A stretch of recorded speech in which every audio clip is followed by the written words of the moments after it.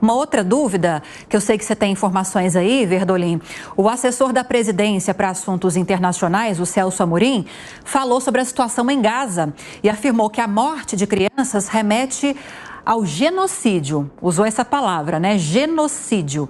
Em que contexto ele falou isso?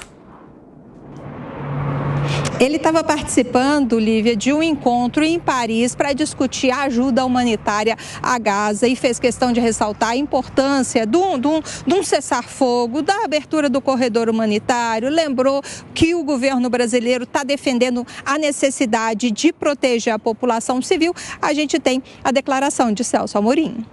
Um cessar-fogo humanitário é essencial. Passagens seguras e desimpedidas para a entrada de ajuda humanitária em benefício de hospitais, escolas, creches devem ser respeitadas. A passagem dos feridos deve ser garantida. A morte de milhares de crianças é chocante. A palavra genocídio inevitavelmente vem à mente. Esta não é somente uma guerra entre o Hamas e Israel. É parte de um conflito maior, de 75 anos, que a raiz é a ausência de um lar seguro para o povo palestino. O reconhecimento de um Estado palestino viável, vivendo lado a lado, com fronteiras seguras e mutuamente aceitas com Israel, é a única solução possível. Ele trouxe informações ao vivo para a gente a respeito dessa expectativa para a chegada, enfim, dos brasileiros aqui em solo brasileiro, brasileiros que seguem ainda, esperamos que por pouco tempo na faixa de Gaza. Quero ouvir agora os nossos comentaristas do dia. Vou começar com a Amanda Klein, para a gente entender um pouco mais essa questão. Amanda, a gente acompanhou um pouco a fala do Amorim, do Celso Amorim, com críticas ao tratamento, ao que está acontecendo com os palestinos, principalmente crianças, mulheres, na faixa de Gaza. A gente sabe que o governo e o Itamaraty, a postura oficial do governo é de neutralidade. Mas sabemos também que a esquerda, o PT e o próprio presidente Lula, embora tenha evitado falar abertamente, são muito críticos ao que está acontecendo lá, porque tem um viés pró-Palestina. Você acredita, Amanda, que a chegada, finalmente, desse grupo de brasileiros, que era um ponto de preocupação do governo aqui no Brasil, pode fazer com que haja uma mudança no discurso, ainda que tênue, do governo?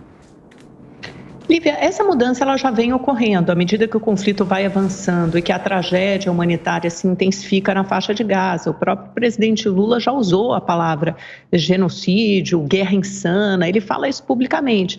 Mas sempre devemos guardar essa diferenciação que você fez, Lívia, acho que você foi muito feliz, entre o que é a tradição diplomática do Brasil, o Itamaraty, que sempre mantém essa postura de neutralidade, é muito cuidadosa, e isso é fruto de uma diplomacia, de uma tradição diplomática eficiente, que não tem arestas a parar com inimigos, não tem inimigos ao redor do mundo, que é o caso do Brasil, e outra posição que é de um chefe de Estado, que naturalmente, muitas vezes tem uma posição política. E o seu partido, então, o PT, que dá sustentação no poder, nem se fala, é completamente diferente da postura que tem a diplomacia brasileira. No entanto, essa diplomacia vem sofrendo um certo esgarçamento, principalmente por conta do que aconteceu nos últimos dias. E aí eu faço referência à declaração agora do ministro da Justiça, Flávio Dino, porque o gabinete do premier israelense Benjamin Netanyahu, essa nota foi vista como uma interferência em assuntos internos, quando ele diz que a Mossad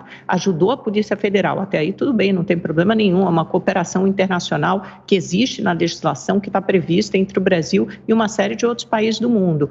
Na descoberta de supostos terroristas na tríplice fronteira ou de brasileiros que teriam sido aliciados pelos terroristas extremistas do Hezbollah do Líbano e que isso foi financiado pelo Irã. Ele já pula para conclusões esse tipo de declaração, de documentação aí do Benjamin Netanyahu, que tem claramente um viés político, sendo que a investigação da Polícia Federal continua, ela não chegou a nenhuma conclusão. Ontem houve uma nota da Polícia Federal que é coisa super incomum, ela não toca no nome do premier israelense, mas ela diz que isso é fruto, que essa investigação o país tem soberania, essa investigação é tocada pela Polícia Federal e depois vai ser apresentada a uma autoridade judicial. Portanto, não cabe essa interferência, essa ingerência externa. E, além disso, houve declarações do Daniel Zonshine, que é o embaixador do Brasil, embaixador de Israel no Brasil, já nos deu entrevista várias vezes aqui no Jornal da Manhã, falando que se tem terrorista, ou suposto terrorista, ou gente aliciada pelo Hezbollah na Tríplice Fronteira, é porque tem gente que o apoia. Isso também pegou muito mal no Itamaraty, pegou mal no governo Lula. Então, tem um certo estremecimento dessa relação Brasil-Israel. Cláudio Dantas, há razões para o governo brasileiro, para a diplomacia brasileira ficarem incomodadas com o trânsito do embaixador israelense aqui no Brasil, se reunindo com Jair Bolsonaro, deputados da oposição e dando declarações como essa, lembrada pela Amanda agora? Bom dia. Bom dia, Colombo. Bom dia, Lívia. Bom dia, Amanda. Bom dia a toda a nossa audiência. A gente está vendo aí uma encenação pública de gestos que se pretendem mostrar uma insatisfação, atritos nesta relação bilateral. Já não é de hoje.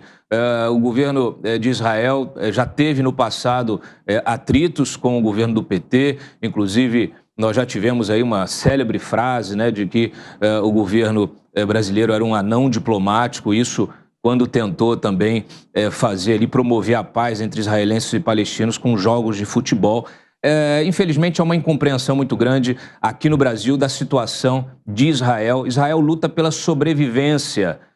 Então, há uma incompreensão absoluta. As palavras do Celso Amorim são despropositadas e fora de hora.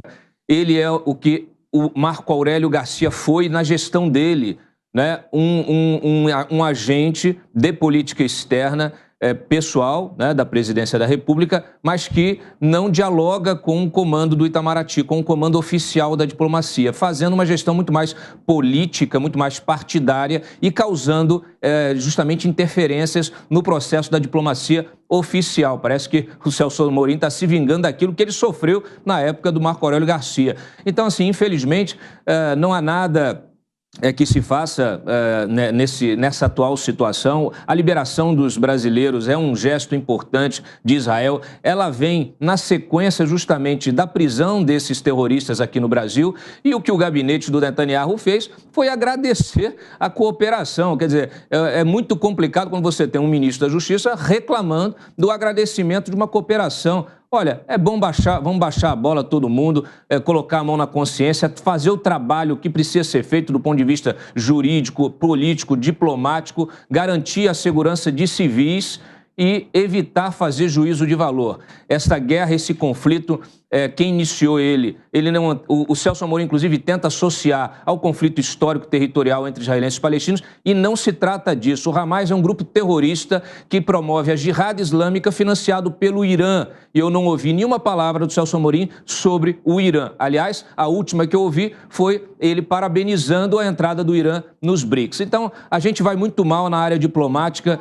e eu acho complicadíssimo essa postura do país nesse momento.